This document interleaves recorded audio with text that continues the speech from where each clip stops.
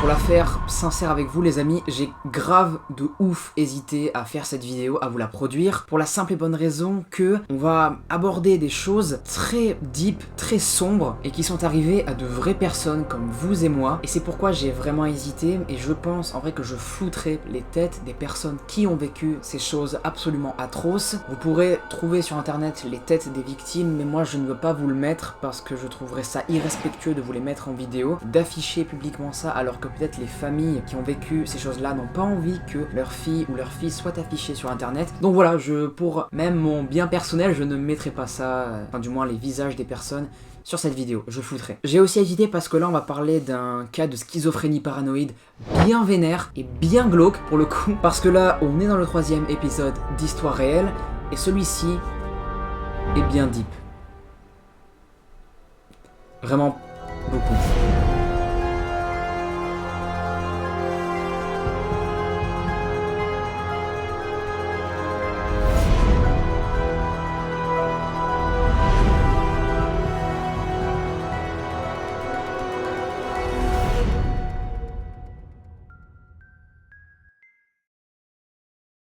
L'histoire que je vais vous raconter dans cette vidéo, c'est l'histoire d'Anatoly Yurievitch Moskine. Ce nom vous dit peut-être rien du tout, et c'est normal, parce que l'histoire que je vais vous raconter dans cette vidéo, eh bien, a été longuement cachée au public, de longues années, et elle a ressurgi que récemment, il y a quelques années à peu près. Et cette histoire, il est vrai qu'on pourrait croire qu'elle a été inventée, que c'est une fiction, mais elle est bien réelle.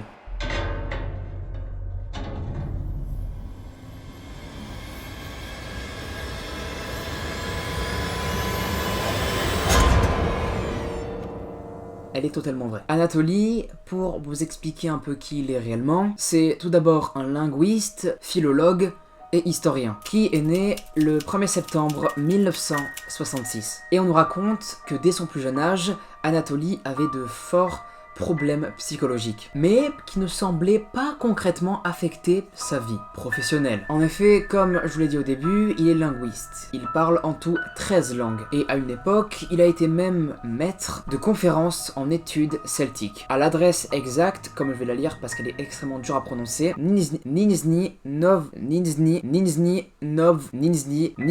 Novgorod Linguistic University. Et il aurait aussi par la suite travaillé, comme l'article nous dit, à l'Institut des langues étrangères. En plus qu'Anatoly ait écrit plusieurs livres, il va aussi être un expert concernant les cimetières, et plus particulièrement les cimetières de sa ville. On nous précise aussi qu'entre 2005 et 2007, Anatoly Moskine il va travailler pour le recensement des morts dans plus de 700 cimetières de 40 régions de Nizhny Novgorod Oblast. Voilà, donc pour vous la faire simple et pour faire un bref résumé, son truc à lui, c'était de rédiger des articles sur des cimetières. Tout simplement. Mais bon, ainsi soit-il, c'est un métier comme un autre après tout. Ce qui sort, à vrai dire, de l'ordinaire chez ce fameux Anatoly Moskine, c'est qu'il a été arrêté subitement en 2011 pour avoir momifié et caché le corps de 26 filles dans son appartement.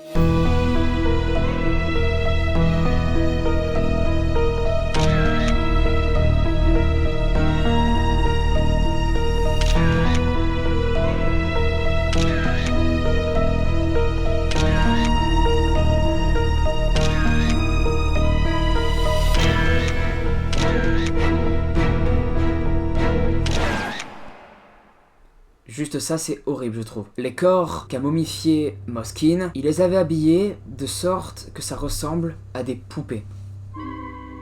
On est face à un gros problème psychologique là, c'est le cas de le dire. Dans les sources que je suis en train de lire, on nous dit aussi que ce mec-là, en fait, avait déterré les corps des cimetières aux alentours. En gros, des cimetières locaux, quoi. Et le truc qui semble encore plus improbable, c'est que ce mec-là, en fait, il vivait avec ses parents. Et ces derniers ignoraient totalement que ce mec-là, il cachait corps d'enfants momifiés chez eux. Ses parents, en fait, ils pensaient juste que c'était juste des poupées géantes qu'il avait trouvées lors de vide-grenier. Le truc qui est horrible dans cette histoire, c'est que je me dis, imaginez-vous, votre fils décède malheureusement, et en plus, vous lui faites donc la meilleure des commémorations, et vous vous rendez compte, par la suite, qu'il y a un mec qui a déterré votre fils, et qui s'en est servi pour faire une poupée.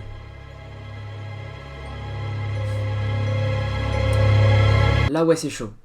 Si tes parents t'apprennent ça, là ouais c'est chaud, on peut le dire. Moskine, vous inquiétez pas, il va être interné en psychiatrie, en hôpital psychiatrique, après qu'il ait passé son évaluation psychiatrique en 2012. Et il y a aussi une condamnation qui va être organisée par le tribunal, normal, logique. Et l'évaluation, elle va indiquer que ce mec, en fait, il souffrait de schizophrénie paranoïde. Et après donc son arrestation, Moskine, il va révéler aux flics pourquoi il a commis ces crimes. Parce que oui, c'est concrètement des crimes. Il a confié aux forces de l'ordre qu'il ressentait une profonde empathie et sympathie envers les enfants qu'il avait déterrés. Il pensait en fait qu'il serait possible de les ramener à la vie en faisant de la magie noire, ou comme il l'a proclamé, de la science. Mais il avait une manière très spécifique de localiser les corps qu'il allait déterrer. En gros, ce qu'il faisait, c'est qu'il allait chercher dans la rubrique nécrologie sur internet, enfin je crois que c'est ça, pour trouver les enfants qui étaient malheureusement décédés récemment. Et c'est comme ça en fait qu'il sélectionnait les personnes qu'il allait déterrer. Et lorsqu'il trouvait sa proie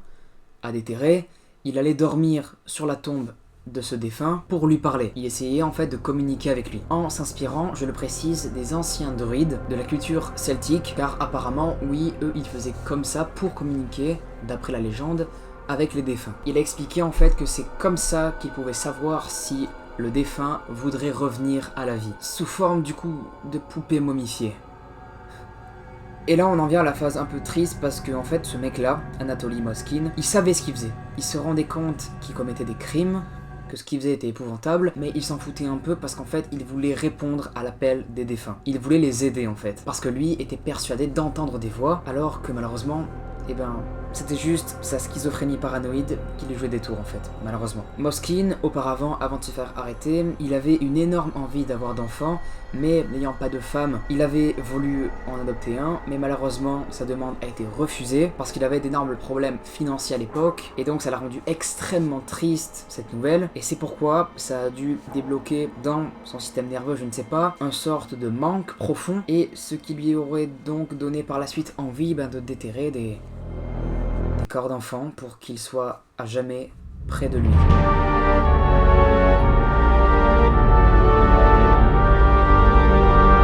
Ce sont que des insinuations, des hypothèses, je ne sais pas si ce que je viens de dire à l'instant est vrai et concret et réel, mais une chose est sûre, c'est que cette histoire est bien réelle et affreusement horrible. D'un point de vue pour Anatoly et pour les familles qui ont été témoins des nouvelles que leur enfant avait été déterré. Alors là, pour le coup, on est vraiment dans le thème d'Halloween. On est sur une affaire très très glauque, super sordide. Je pense qu'on est sur l'affaire la plus sordide, sur l'épisode d'Histoire réelle le plus glauque, je trouve. J'espère qu'il vous aura plu, j'espère que vous aurez mis pour me soutenir le petit pouce bleu, l'abonnement, mais aussi pourquoi pas le partage, ça me ferait plaisir. Nous les amis, on se retrouve pour une prochaine vidéo. C'était Léo, et à plus.